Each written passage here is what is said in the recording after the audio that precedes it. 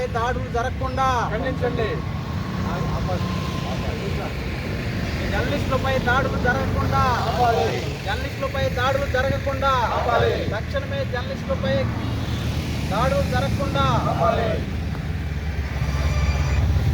ఇంటి వార్త కవర్ చేయడానికి వెళ్ళినటువంటి విలేకరులపై దాడి చేసి అమానుషంగా మాట్లాడారు.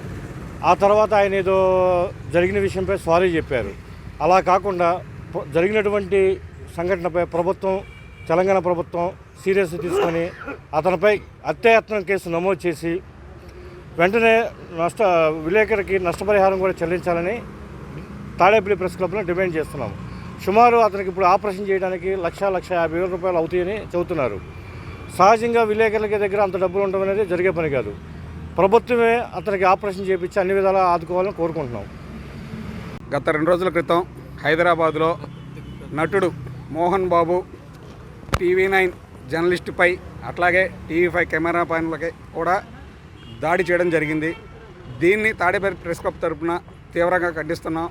అలాగే రాను రోజుల్లో కూడా ఇలాంటి దాడులు జరగకుండా ప్రభుత్వాలు ప్రత్యేక చట్టాలు తీసుకురావాలని జర్నలిస్టుల తరఫున దీన్ని డిమాండ్ చేస్తున్నాం. అదేవిధంగా ఐక్యతను కూడా అందరూ కూడా ఈ దాడిని ఖండిస్తూ జీవితం చేసినందుకు కూడా ధన్యవాదాలు తెలుపుతున్నాము. ఇలాంటి దాడులు మరలా జరగకుండా చర్యలు తీసుకోవాలని ప్రభుత్వాన్ని కోరుతున్నాం. జర్నలిస్టులపై జరిగిన దాడిని మేము తీవ్రంగా ఖండిస్తున్నాము. జర్నలిస్టులు యొక్క ఐక్యత కోసం ఇప్పటికే రాష్ట్ర వ్యాప్తంగా అన్ని జర్నలిస్ట్ యూనియన్లు కష్టపడి పనిచేస్తున్నాయి. APUWJ లాంటి యూనియన్లు సహా అన్ని యూనియన్లు కష్టపడి పనిచేస్తున్నాయి. సమాజంలో బాధ్యతగా పోలీస్ తర్వాత అంతటి బాధ్యతగా పనిచేసే వ్యక్తి ఎవరైనా ఉన్నారు అంటే అన్యాయాల్ని అక్రమాలని ధైర్యంగా ఎదుర్కొనే వ్యక్తి దేశవ్యాప్తంగా ఉన్నారంటే ఒక జర్నలిస్టు మాత్రమే.